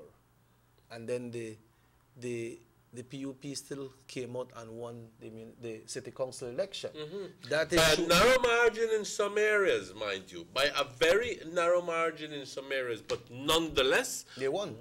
Yeah. Nonetheless won. So it's not that the people, according to what I understand, the sentiments of the caller, it's not that the people are PUPs or they are voting PUPs, they are voting against. Point is damn well made. Thank you very much, sir. I think that we need more people like this to come out and talk out. Oh yes, I agree. I agree with you. It's not as if, because, and it stands to reason that you have invested so much money in infrastructure and you have pretty much uplifted the quality of life for the people in Belize. But when the chest get big, it's funny, man. You know what I mean? But at the end of the day, si es que has dado tanto y tanto y tanto por la gente, no es que no lo agradecen, simplemente piensan que al final del día te deben de mandar un recordatorio. Yeah, one quizás, thing is, quizás lo estoy tomando muy ligeramente. Quizás, pero es lo que yo pienso. Eso es lo que yo pienso. When things that happen with other colleagues over the country, they look at it and say, we got Belize City covered, man. We got Cayo covered. We got PG. We got Belmopan and every place covered. But perhaps they were taking it too lightly. Take things for granted. Take things for granted. That's why your brother Raul used to always tell me, stop taking things for granted. Get it done. Get it done before you go sleep that night. Pablo, we need to take a break. We need to take a break. We'll be right back. It's exactly 25 minutes before 9. Estaremos de vuelta con ustedes tan pronto estos anuncios. When it comes to running my business, I have to ensure that my office is always connected and that my service is the best. This is exactly what I need from my internet provider at my home also. That's why I chose Diginet. It's fast, reliable, and most importantly, it's affordable. With Diginet, I get a reliable connection plus 6 gigabytes free mobile data each month to use while I'm on the go, all for just $99. This is big savings for me. Diginet gives me the edge I need to take my business to the next level, right from home.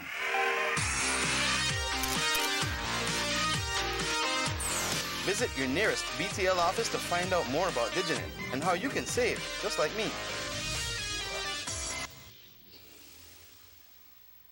Now available in San Pedro, Northside Belize City, Ladyville, and Belmopan. Coming soon to Orange Walk. Notice the residents of rural communities in Orange Walk and Corozal districts. If you value your health and your children's health, you will dispose of your garbage only at approved sites. The disposal of garbage at any other location is illegal, and if caught, you can be fined up to $5,000. If you don't get caught, you can still suffer health impacts caused by these illegal sites, because illegal dump sites harbor pests such as rodents, possums, and mosquitoes that carry diseases. These can transmit those diseases to you and your children. In addition, the garbage you throw away illegally can contaminate water bodies near your community, the same water bodies you might use for recreation or other purposes. Only with your help can the Department of Environment ensure that Belize's development is safe for present and future generations. You can also contact your local village councils or Belize Solid Waste Management Authority for more information. The Department of Environment thanks you for your help.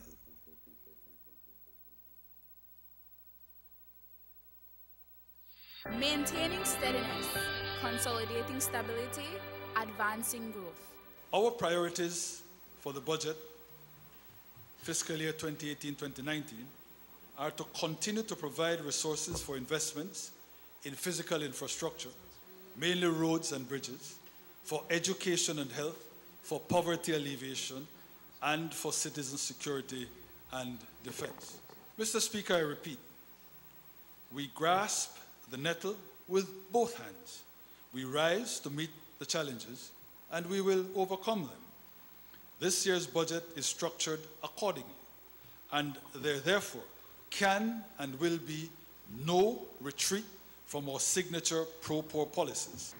No retreat from Boost and Food Pantry, no retreat from the apprenticeship program, no retreat from the high school subsidies, no retreat from the payment by GOB for students' CXC exams, no retreat from the funding of the second chance opportunities, no retreat from tuition assistance, no retreat from the plethora of full scholarships, no retreat from the construction of new classrooms, no retreat from new rural water supply systems, health posts, and hospitals, certainly in San Pedro, which we hope to fund from a public-private mix, and also from PG. That's the next priority. The government of Belize, moving Belize forward. The sunny days are here, and whether it's for a picnic or in your kitchen, you need the meat. Gillette's Meat Chop proudly offers a variety of juicy cuts such as processed meats, ham, bacon, salami, longanisa, and sugar cure ham, just to mention a few. Enjoy our meats in beef, pork, and mutton. So for that healthy cut your family enjoys, visit us at number 18 San Antonio Road in Orange Walk from Monday to Friday, 7 a.m. to 12 p.m. and 1:30 p.m. to 6 p.m. Saturdays, 7 a.m. to 12:30 and 3 to 5 p.m. Sundays, 8 a.m. to 11:30 a.m. Place your orders at 322-3486 or 322-2175 or even 610-4061. Send us an email at derekgillett31@gmail.com. Gillette's Meat Chop, fresh and processed meats. Ay, qué rico. Everybody wants a clean and healthy family. That's why they purchase the best food products and the cleansing materials. This time, we give you a bigger size of La Costeña products like the mouth-watering fried beans and pasta sauce. And surely for your clean laundry, we have the breathtaking aroma of Ensueño Max Suavitel. Even your visitors will ask what you clean your floors and restrooms with. And you can boast it is the variety of Pinol products and Sultan muriatic acid now in 900 milliliters. And much more for the best prices only at German Vega and Sons Imports. We serve you at number 5 San Antonio Road, Orange Walk Town. You can even call us at 322-3625 or 322-2672. Or you can even send us a fax at 322-2571 or email us at germanvega@btl.net. German Vega and Sons Limited, because we care for you.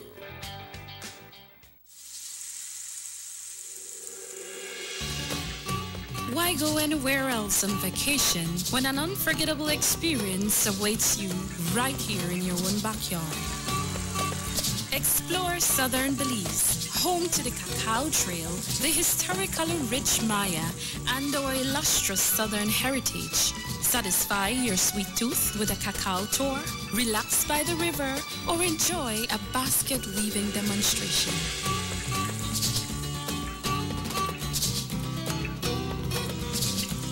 Stop in for some delicious southern food. Come and enjoy some good old-fashioned southern hospitality. Belize, where you can discover how to be a Belizean traveler.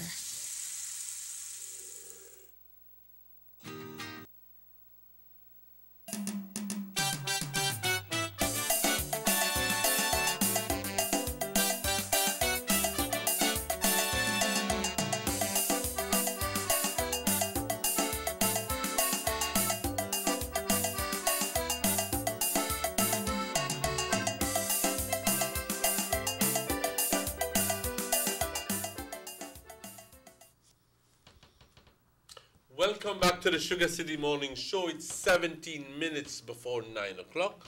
Bienvenidos de vuelta a las 9 menos 17 minutos. Aquí hemos estado hablando acerca de la posición de Guatemala y antes de que terminemos y que dé la opinión de estas personas, quisiéramos rápidamente darle las gracias al señor que llamó de nuevo, darle las gracias porque ha puesto en perspectiva mucho y ojalá y más personas como él pudieran llamar y darnos su opinión. Así que esto es una invitación a las personas que están leyendo muy bien la temperatura política y que puedan contribuir y dar su apoyo. En realidad es de mucha importancia para nosotros. Continuando con lo que es, esto es muy importante, y vamos a dedicar los últimos 15 minutos aquí tratando de entender qué es la posición guatemalteca. Y vamos rápidamente a decirlo en inglés y luego en español. And it says, the approach of the present opinion, which is the opinion that the four lawyers have adopted in what is called the legal opinion, okay? He says, okay, vamos a tener esto. We need to entertain the callers, right? Yes, absolutely. All right, kindly call back, please. Let's wait for him to call back. But in the meantime, is it calling back? No. Okay. We have given careful consideration to the various presentations by Guatemala of its position. We believe that they are in a number of crucial respects so wrong as to make the Guatemalan case unsustainable. The call is coming in back. Okay, let's go ahead. Hello, good morning. Good morning. Good morning, sir. Welcome to the show. I have a suggestion. Certainly. Whenever the educational process begins for the yes or no going to ICJ, I think the government of Belize need to integrate the opposition into the process of educating the people, because we need to know the pros and the cons of going to ICJ, not only the pros. I attended several forums where they presented to groups. Here in Orange Walk at the Tongue Board, I went to Belize City, I was in Cayo too, and they only give you the pros of yes. Don't give you the other part no. Right? So the educational that the government is doing, it's minimal. That's a couple months ago. I think it was early last year. Right? But they're only showing you the yes, they don't show you the no. So you need to invite both parties, the yes and the no's, to go. Right? So that's a suggestion, and they need to integrate the opposition, because it's not a political thing, it is a national thing. Right. Thank you very much. All people involved. We need to invite Asa Schumann. Asa Schumann is very versed on this. We need I to invite agree Asa with you. Schumann. Not because they're in the opposition, but they are more versed than any That's of true. the people right now in government. That's true. I think they're more versed than even Arlington. Because Arlington is just weaving around the place. I think the two most powerful people doing it is Lisa Schumann.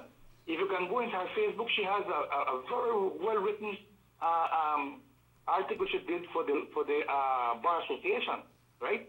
And also you need to get Asa Schumann in the wagon, because I think, personally, that Mr. Arlington is, I am not saying he's not a lauded person, but he is not showing the true picture of this ICJ thing.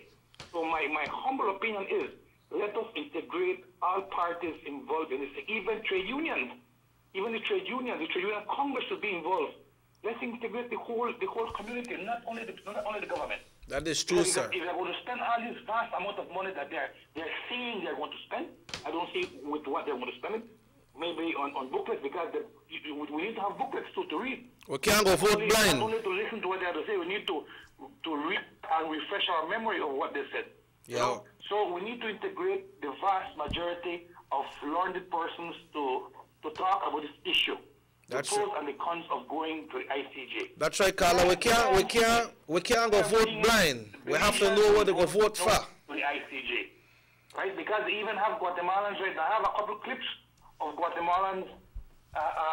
They're campaigning against going to the ICJ. You know. So that's my input for today. Thank you very much, sir. It is well taken. Thank you very much.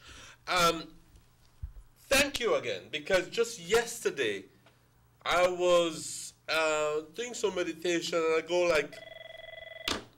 Let's get this next call, pa. Yes. Hello, good morning, muy buenos días.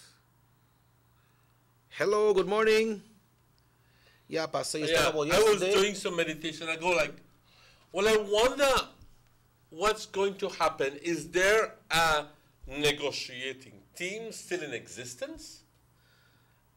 I do understand that the negotiation process is now completely out.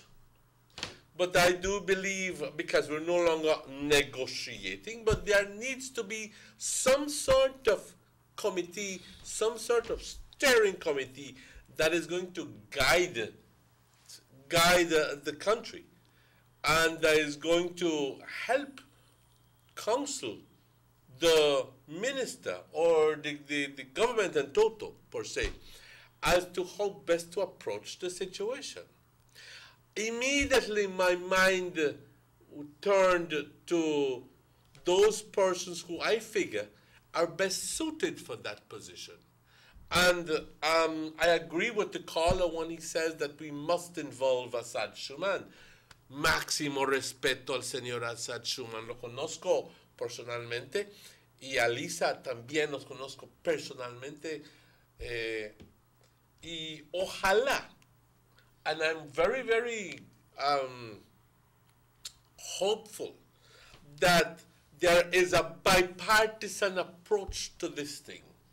Because at the end of the day, and I'm hoping that the opposition will come on as well, along with the ruling party, to try to get as much information out to the voting population as best as we can, so that we as a country can make a learned decision. Right, because you have to know what you're going to vote for. What's the reason? And I'm hoping that at the end of the day, and Assad and Lisa have been quite vociferous in their decisions to go to the ICJ. They are convinced, and as a matter of fact, who wrote the foreword to this is Mr. Assad Shuman. Here's his signature. And Ali book there is Assad. And this book is written by Assad Shuman. Yeah. So he has been one of those people who are convinced, along with my brother, that the only way to go further is to settle this thing with the to settle this thing through the ICJ. They are completely convinced. Yeah, they have been so immersed in the negotiation process, in the confidence building measures, in all of these measures, year after year after year after year after year. And it turns out that it has been futile. Yeah, the caller mentioned that they have some group of people in Guatemala that are gearing up to vote no and ask some people to vote no. They have that right here in Belize as well. They have organization joining up and saying why you should vote no. But, you know what? It could probably be because of the education process that we are going through. You remember when Stewart Lester was here? Somebody told me when Stewart Lester came here and he had that interview with yourself and Dylan, then he learned that person. But an equal situation happened just the other day on Plus TV. And I'm going to invite the caller a while ago. And if perhaps you did not see it, and even you check it. Those shows repeat over the weekend. I'll be honest with you. Mr. Colin Gibson was a ray of sunshine in that show. I think that as the permanent secretary in the Ministry of Foreign Affairs for a long time, and I think that he is currently an ambassador. If I'm not mistaken, he is the non-resident ambassador to some country. I don't know, but that's beside the point. But the point is that he must be held in very high esteem to be able to be given that position. Yeah. But apart from that, he is quite versed in this, and I'd like to add him on as one of those persons who are better versed in the matter, and also to be able to answer people's questions in a very frank and sincere manner. So much so, ladies and gentlemen, that Mr. Louis Wade, who, I'll be very honest with you, I don't have much regard for, straight up, I don't care, was quite pleased to have Mr. Colin Gibson on the show. And he says, and when Mr. Colin Gibson finished his commentary, he goes like, thank you for being here, for illuminating us. And he was quite moved by the presentation from Mr. Colin Gibson, so much so that there was somewhat of a change of heart between voting yes or no? Yes, in Mr. Louis Wade's way of viewing it. I'm not telling you that he went from a no to a yes or anything similar, but he, I think, seems to have been more comfortable with consideration of a yes vote. Well, you see about this political part when you talk about to Emmanuel, like that Guatemala people are trying to see how they could get political mileage. And this thing enough to make nobody go into knock for their chest and say, okay, that for we party do this. Because I said, make we join in together and let's do it together. That's the only way we can get this thing right, because not everybody got the same views. When you bring in other people from different parties, the trade unions and the citizens of Belize, then you can hear different opinions and then you can follow from that. Mister, el gobierno de Belice debería hacer lo mismo que los mexicanos se unieron todos los políticos para buscar una solución a lo que Trump está haciendo contra los inmigrantes mexicanos. Y al igual, acá se deben de unir para afrontar lo que Guatemala quiere de Belice. Unidos hacemos la fuerza por nuestro país de Belice. Seamos unidos y educados para pelear nuestro Belice. Es lo que estamos diciendo nosotros. En unión hay fuerza. ¿Ok? Pero tenemos que, sobre todo, estar informados y educados para crear esa unión. Así que es muy importante que nos informemos y que tomemos tiempo aparte, compañeros, de educarnos e informarnos en algo tan importante como el futuro de nuestros hijos y de nuestros... Es injusto a nuestros hijos y a nuestros nietos y a sus hijos y a sus nietos dejarles este problema. ¿No crees? Si nosotros tenemos la oportunidad hoy de hacer una diferencia, pues ¿por qué no lo podemos hacer? ¿Por qué continuar, como dijo Assad, con problemas en la frontera, de que nos están los incursos guatemaltecos, que nos están robando el oro, que nos están robando las plantas, que nos están robando esto, que nos están robando la madera? ¿Por qué seguir con todo esto? Si podemos nosotros hoy en día terminar con ello, ir a la ICJ con la seguridad de que no vamos a perder, porque por eso se ha contratado a estos abogados y por el hecho de que pues se lo debemos a nuestros hijos y a nuestros nietos, darles un país libre de problemas, libre, un país soberano, un país independiente, pero también que no tenga estos problemas colgando sobre sus cabezas. We understand that Channel 7 will have some coverage of the voting in Guatemala. We want you all to tune in, not only to hear the result when it's finished, but tune in to see how people are voting and what people are saying, so we can get more educated. But on that note, it's time for us to go, folks. It's 2.5 minutes now away from 9. No terminé esto, pero voy a decirles rápidamente de que, y en otra ocasión vamos a leerlo en su totalidad, porque es muy importante escuchar la legalidad del caso. Porque hasta cierto punto Guatemala quería que se considere el caso no en su legalidad, pero bajo otros términos. Y Belice dijo, no, vamos a ir según ley internacional. That's right, straightforward. Y Belice peleó que eso no suceda. Pero ya son casi las 9, nos falta 1 minuto, 2 minutos, y no tenemos tiempo para eso, pero vamos a poco ir informándoles más acerca de esto. Por el momento vamos a cerrar el libro y vamos a decir, vamos a continuar con eso, pero que conste que en esta opinión legal estos abogados dijeron claramente que Guatemala no tiene, su posición de Guatemala no es fuerte enteramente, es bastante débil, y que ningún juez en su mente correcto, pues no en esa forma lo dijeron, pero eso es mi forma, pero que su posición es insostenible. Y con eso, esa es la palabra correcta, sí. No se puede sostener. That's right, folks. This show repeats at 9 o'clock tonight for our friends there in San Ignacio. We will be at the casino tonight, Youth Connection Band. So we want to invite all our friends and fans that always support us to come on out and enjoy yourself. We'd like to thank Raheem and Morris for the technical support this morning. Everybody who tuned in, everybody who texts, you know, you are just listening and not calling, but you are listening and you are understanding what we are saying. That is very commendable. And if the good Lord so will, we will be back with you on Monday morning.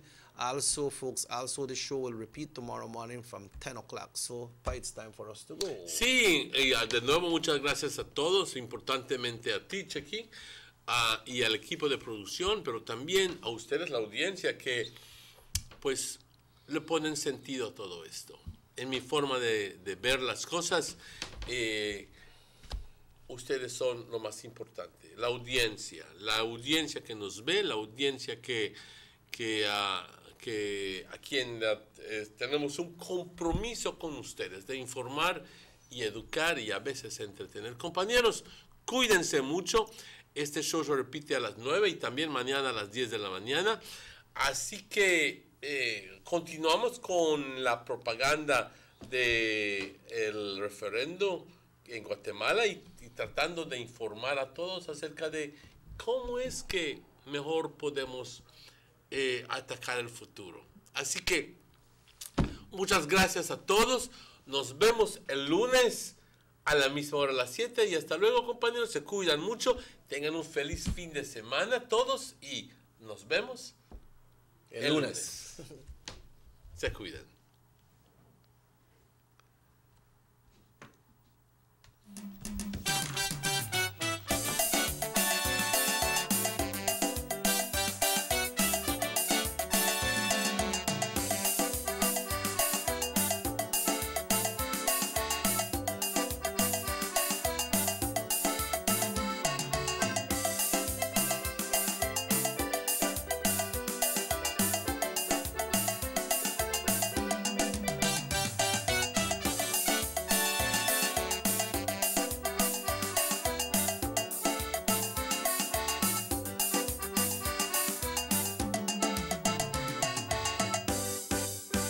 Sugar City Morning Show.